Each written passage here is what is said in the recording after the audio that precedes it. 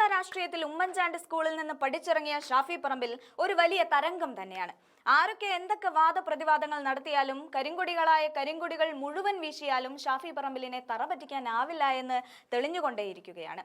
രാഹുൽ മാങ്കൂട്ടത്തിലിനെ ഒതുക്കിയത് സത്യത്തിൽ ഷാഫി പറമ്പിലിന് കുരുക്കിടാൻ കൂടി വേണ്ടിയിട്ടായിരുന്നു. പാലക്കാടിന്റെ MLA യിൽ നിന്നും വടകരയിൽ ഷാഫി മത്സരിച്ച് തോൽപ്പിച്ചത് CPMന്റെ മുഖ്യമന്ത്രി മുഖമായ ശൈലജ ടീച്ചറെയാണ്. അത്തരത്തിൽ രാഷ്ട്രീയത്തിൽ ഏറെ ഗ്രാഫ് ഉയർത്തിയ ഷാഫി പറമ്പിൽ വലിയൊരു പടപ്പുറപ്പാടിലേക്ക് ഇറങ്ങുകയാണ്.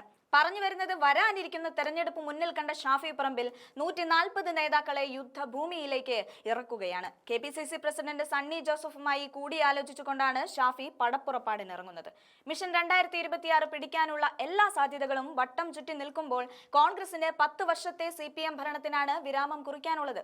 രാഹുൽ ഗാന്ധിക്ക് നേരെ വരെ കേരളത്തിൽ നിന്നും കൊലവിളി നടത്തുന്ന തരത്തിലേക്ക് BJP കേരളത്തിന്റെ മണ്ണിൽ വേരുറപ്പിക്കാൻ തുടങ്ങിയിരിക്കുകയാണ്.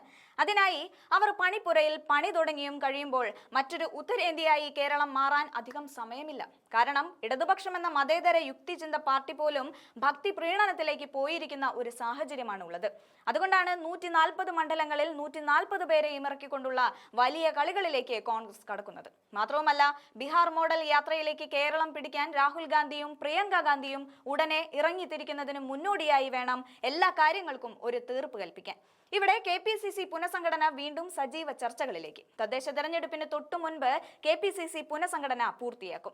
AICC സംഘടനാ ചുമതലയിലുള്ള ജനറൽ സെക്രട്ടറി KC വേണുഗോപാൽ, പ്രതിപക്ഷ നേതാവ് VD സതീശൻ, കോൺഗ്രസ് പ്രവർത്തക സമിതി അംഗം രമേശ് ചെന്നിത്തല, UDF കൺവീനർ അടൂർ പ്രകാശ്, മുൻ KPCC പ്രസിഡന്റുമാരായ K Muraleedharan, VM Sudheeran, Mullappally Ramachandran, MM Hasan തുടങ്ങിയവർ അടക്കമുള്ള മുതിർന്ന നേതാക്കളുമായാണ് KPCC പ്രസിഡന്റ് സണ്ണി ജോസഫ് ചർച്ച നടത്തുന്നത്.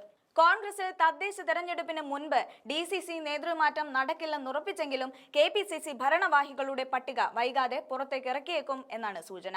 പ്രവർത്തക സമിതി യോഗത്തിനായി ബീഹാറിലുള്ള കേരളത്തിലെ നേതാക്കളുമായി AICC ജനറൽ സെക്രട്ടറി KC വേണുഗോപാലും ദീപാദാസ് മുൻഷിയും ചർച്ച നടത്തും.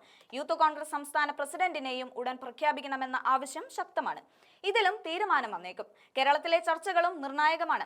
വിവിധ നേതാക്കൾ നൽകിയ 170 പേരടങ്ങിയ KPCC സെക്രട്ടറിമാരുടെ ജംബോ പട്ടിക വെട്ടിച്ചുരുക്കും. സെക്രട്ടറിമാരുടെ എണ്ണം 90 ആക്കും. സെക്രട്ടറിമാരുടെ എണ്ണം 140 വരെ എത്തിയാലും ഹൈക്കമാൻഡ് അംഗീകരിക്കണമെന്ന വാദമുണ്ട്. ഇക്കാര്യത്തിൽ KC വേണുഗോപാലിന്റെ നിലപാട് നിർണായകമാകും. 7 വൈസ് പ്രസിഡന്റുമാരും 40 ജനറൽ സെക്രട്ടറിമാരുമാണ് പട്ടികയിലുള്ളത്. KPCC ട്രഷററായിരുന്ന V പ്രതാപചന്ദ്രൻ അന്തരിച്ച ശേഷം ഈ ഒഴിവ് നികത്തിയിട്ടില്ല. 40 ജനറൽ സെക്രട്ടറിമാരും ഉണ്ടാകുമെന്നാണ് സൂചന.